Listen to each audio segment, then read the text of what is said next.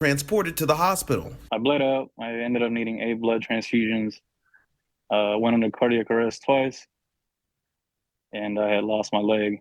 But he was still alive and he wasn't alone. Daniel visited him every day in the hospital along with Khalir's family. Now he gained a new friend and more time with his 2 children. He risked his life, and he got out of his vehicle in the middle of traffic and ran over to me and helped me out. If it wasn't for him, we wouldn't be having this conversation right now, so very grateful. In Temple, Jarrell Baker, 25 News. Well, there is a GoFundMe page set up to help pay for Khalir's prosthetic leg and all of his medical bills. As you can see, almost $3,000 of the $11,000 goal has been raised. If you would like to donate, we have that information on KXXV.com. 3 people are homeless tonight after a fire ripped through their house down in Temple. It happened just after 7 in the 3300 block of Meadow Oaks. 2 people were inside at the time of the fire. The good news, no one was hurt. The cause is still under investigation.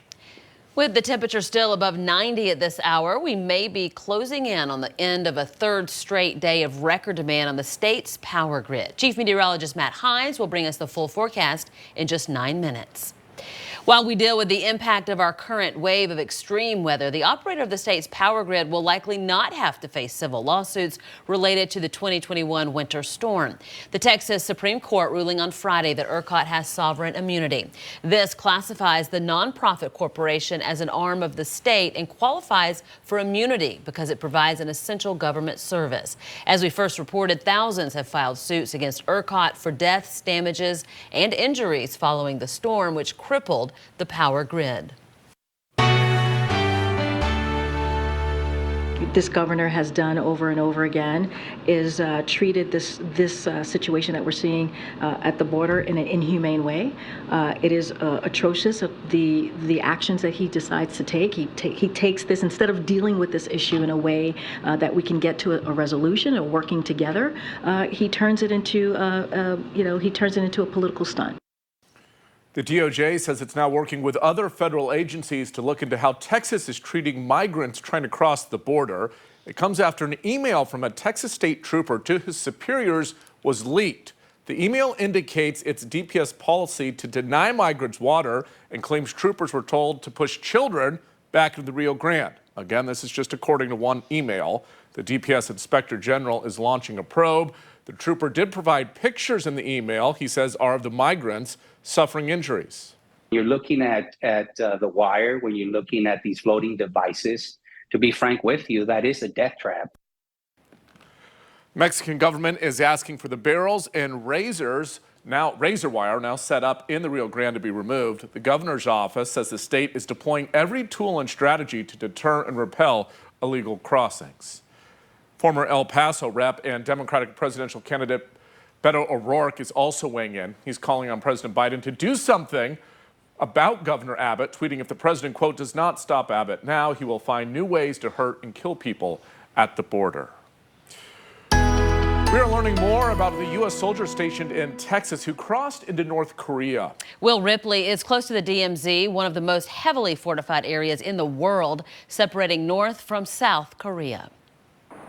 I'm standing less than 5 miles from the Korean Demilitarized Zone, or the DMZ, where that U.S. Army private made that illegal crossing very unusually from the south to the north. Just beyond that bridge there, the Unification Bridge. You know, we're still quite a distance away from the DMZ, but this is as close as we're allowed to get. And you can see the barricades, the spike strips. We can't even shoot the other side of this road where we saw military vehicles going in.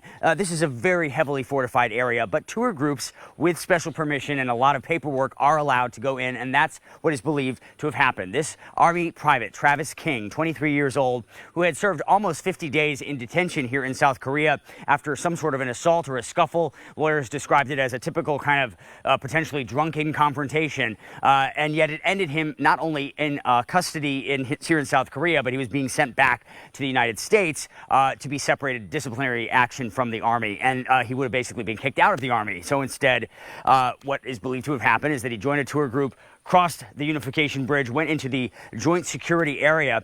This is an area that might be familiar to you, even if you've never been there, because it's where President Trump, the former president, and the North Korean Supreme Leader Kim Jong-un met and had an impromptu discussion several years back. And President Trump then stepped over what's known as the military demarcation line and became the first sitting U.S. president to step foot on North Korean soil. Now, as far as what lies ahead for this young American, he's likely being held, maybe even in quarantine, because the North Koreans are very afraid of COVID-19, afraid of outsiders. They've had their border